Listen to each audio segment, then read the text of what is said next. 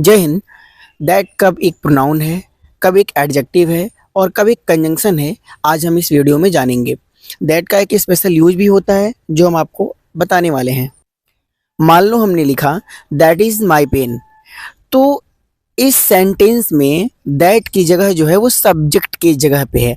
मतलब एक simple sentence का स्ट्रक्चर क्या होता है, सब्जेक्ट, वर्ब और ऑब्जेक्ट। कभी कभी बिना ऑब्जेक्ट के भी सेंटेंस बन जाते हैं। कम से कम दो शब्द हों और उनका एक प्रॉपर मीनिंग निकल रहा हो तो उन्हें हम सेंटेंस कह लेते हैं। जैसे आई गो, इसमें दो ही शब्द हैं लेकिन एक सेंटेंस है, पूरा सेंटेंस है, तो ये एक सिंपल सेंटेंस है। उसी तरह हमने कहा दैट इज माई पेन, तो दैट की जगह जो है वो सब्जेक्ट की है। अब आप जानते हो कि सब्जेक्ट दो ही फैक्टर बनते हैं, या तो नाउन सब्जेक्ट बनेगा नहीं तो प्रोनाउन सब्जेक्ट बनेगा। यहाँ पर जो दैट है वो जो 5 नाउन होते हैं, proper, common, collective, material, abstract, उनमें से एक भी नहीं है, तो जाहिर सी बात है कि ये एक प्रोनाउन होगा। अब आपको पता है कि दिस दैट ऐसे वर्ड्स होते हैं जिनको बिना इशारा के आप नहीं बोल सकते हो। जैसे आप या तो उंगली दिखा लो या फिर आईब्रो दिखा लो, आंख दिखा लो, कुछ ना कुछ इशारा करना पड़ेगा, पॉइंट करना पड़ता है। तो इशारा करने की वजह से ये डिमॉन्स्ट्रेटिव बन जाते हैं। तो डिमॉन्स्ट्रेटिव नाउन की जगह पे यूज हुआ तो प्रोनाउन, दोनों मिलके बन जाता है डिमॉन्स्ट्रेटिव प्रोनाउन।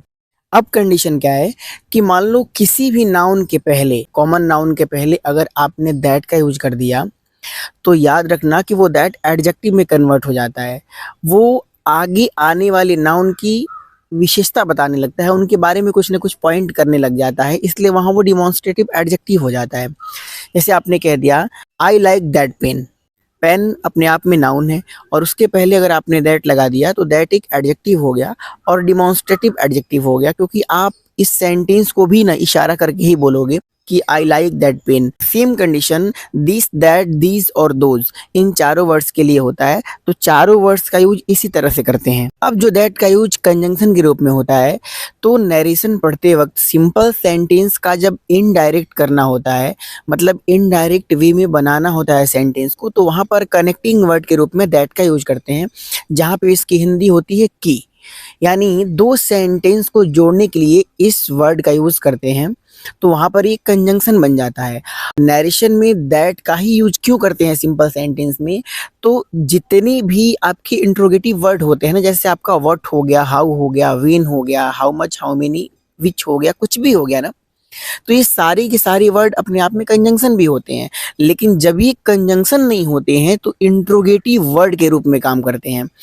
और दैट जो होता है वो दैट कभी भी इंट्रोगेटिव नहीं होता है, दैट हमेशा पॉजिटिव होगा, यानी सिंपल सेंटेंस में यूज होता है। यही रीजन है कि जब हम सिंपल सेंटेंस का इनडायरेक्ट करते हैं तो वहां पर कंजंक्शन के रूप में दैट को ही मानते हैं।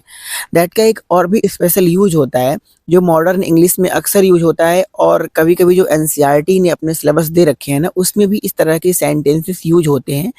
जैसे आई like that I know about it, मैं पसंद करता हूँ क्योंकि मैं इसके बारे में जानता हूँ। दैट का मतलब क्योंकि भी होता है।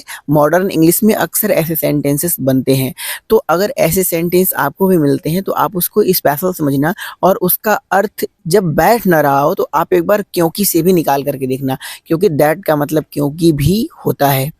वैसे क्योंकि फॉर का मतलब भी होता है, बिकॉज का मतलब भी होता है और दैट का मतलब भी होता है, लेकिन दैट बहुत कम यूज किया जाता है।